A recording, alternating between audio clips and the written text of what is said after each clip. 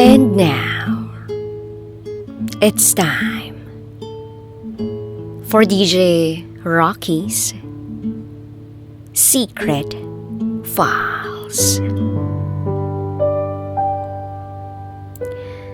Binabastos ako ng in-laws ko sa bahay.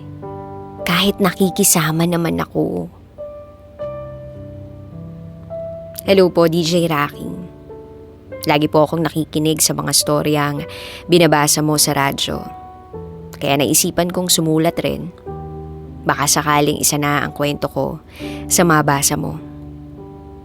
Itago mo na lang ako sa pangalang Ana.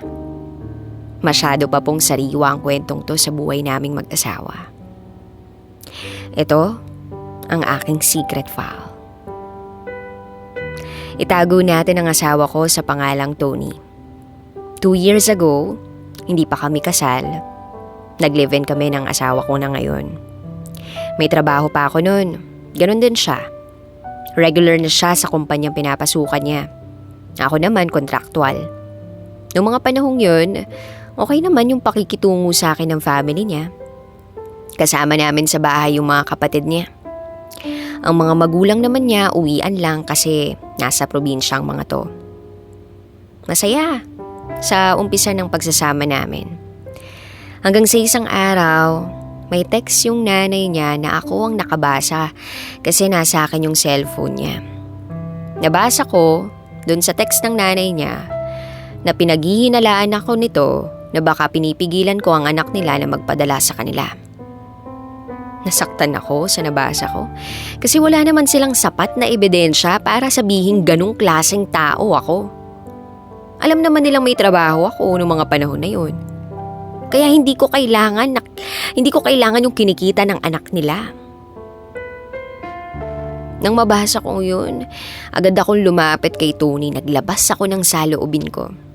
Hindi ko maiwasang maiyak kasi kung tutuusin, isa ako sa natulong sa bahay nila, sa mga gastusin sa bahay na dapat sana mga kapatid niyang gumagawa. Pero dahil nakikisama ako, hindi ako nagrereklamo. Pinakikisamahan ko sila ng maayos, lahat sila. Kaya kinausap ng kinakasama ko ang nanay niya at sinabi lahat ng katotohanan. Tumawag naman sa akin ang nanay niya, humingi ng pasensya. Dahil tao lang, nagpatawad ako. May rason naman kung bakit ganun siya mag-isip sa akin. Kasi, ang sabi, yung kuya ni Tony, may asawa na rin. Sinasabi nila na ganung klase raw yung napangasawa ng kuya ni Tony kaya hindi raw maiwasan na mapag-isipan din ako ng ganun. So natapos na yung eksenang yun, napatawad ko na yung nanay ng kinakasama ko. Okay na uli yung takbo ng buhay namin. Till one day, nakabonding ko yung asawa ni kuya. Biglang napaisip ako bakit ganun yung tingin nila kay ate. Samantalang pakiramdam ko, mabuti naman siyang tao. Hanggang sa, ayun, naulit na naman ang pangyayari. Sa sumbong ng isang kapatid ni Tony, ay muli na naman akong napag-isipan ng hindi maganda ng nanay. Sinumbong ng kapatid niyang napag-usapan namin ni ate. Nung mga oras na yun, nag-uusap kami ng asawa ni kuya, nagtatanong siya tungkol sa pera na nakuha ng kinakasama ko. Buntis na ako ng mga panahon na yun. Kaya napasagot ako na yung iba pinadadala sa nanay nila at yung iba naman ipon para sa nalalapit na panganganak ko. Ang masaklap sa part namin ni ate, ibang sumbong yung nakarating sa nanay.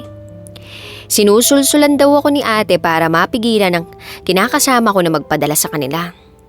Samantalang ang pagkakasabi ni ate ay, ba't ganun? Kalaki naman ng pinadadala. Di ba pwedeng ganitong halaga muna kasi malapit ka ng mga anak? Napasagot lang ako nun ng, ewan ko. Siguro kaya ganun, hindi pa kami kasal. Ayun, bumahabalik sa isipan ko yung salitang, wala raw akong karapatang panghimasukan yung pera ng kinakasama ko dahil hindi pa kami kasal. Kaya napagpasyahan ni Tony na magpakasal. Akala ko nga okay na yun Akala ko nga tanggap na nila na magkakaanak na rin kami. Pero bago dumating ang araw ng kasal namin, pumunta ang nanay ni Tony sa bahay ng nanay ko. Tinanong kung tuloy-tuloy na ba talaga at wala nang magagawa pa. Pakiramdam tuloy ng nanay ko na gusto pang bawiin ako kahit nabuntis na ako. Pero hindi ganun yung nangyari. Natuloy yung kasal namin. Lumipas ang ilang buwan, nanganak na rin ako. Okay naman ang lahat. Masaya. Akala ko nga, wala na silang iisiping masama sa akin. Hanggang sa isang araw, napapansin ng asawa ko na yung mga kapatid niya na kasama namin sa bahay, unti-unting nawawalan ng kusa sa dapat na ginagawa nila. Kaya nagpaskil siya sa loob ng bahay ng mga reminder tungkol sa gawaing bahay. Sinulat niya lahat ng dapat na isulat. Kasi noong mga panahon na yun, nagsisimula ng maglakad-lakad ang anak namin. Tapos, yung pinagtutpikan ng mga kapatid niya, aba, sa sahig lang tinatapon basta-basta. Hindi alam ng asawa ko na kinasama yun ang loob ng kapatid niyang babae. Hindi namamansin at laging nagdarabog. Hanggang sa kinausap siya ng asawa ko. Tinanong kung anong problema.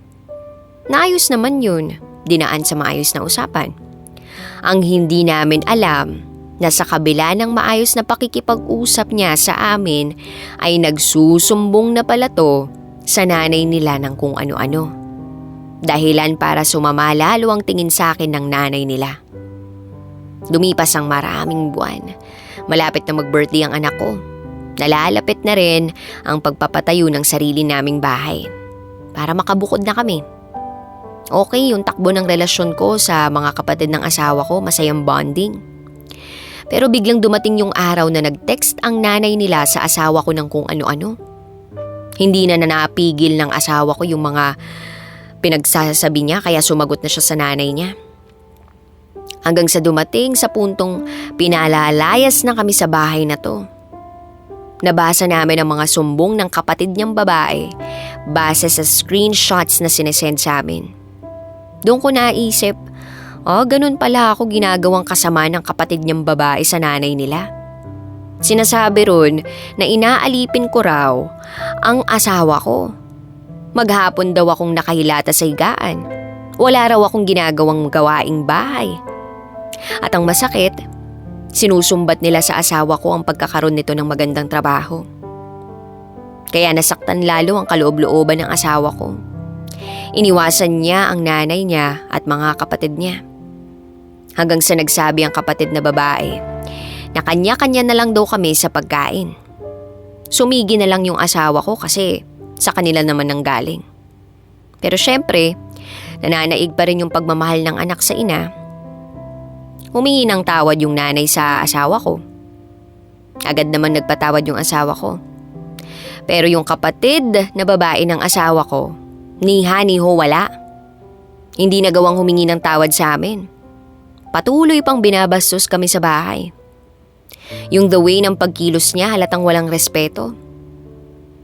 At ako sinabi ko sa asawa ko na hindi porket okay na sila ng nanay niya, okay na rin sa akin. Kasi mas nasaktan ako sa nangyari. Sa mga salitang binato nila sa akin. Kahit puro pakikisama naman yung ginawa ko. Siguro kako, kailangan ko ring makatanggap ng sorry mula sa kanila. Sumulat po ako para humingi ng advice. Kasi nahihirapan na po ako. Muli, ako si Ana. At ito ang aking secret file. Always your number one. SM Radio Station. Love Radio. Kabisyo, nakarelate ka ba sa secret file na binasa ko? Kung nakarelate ka, mag-subscribe ka na dito sa aming YouTube channel at pindutin mo na rin ang notification bell para updated ka sa mga susunod na episodes ng DJ Rocky Secret File.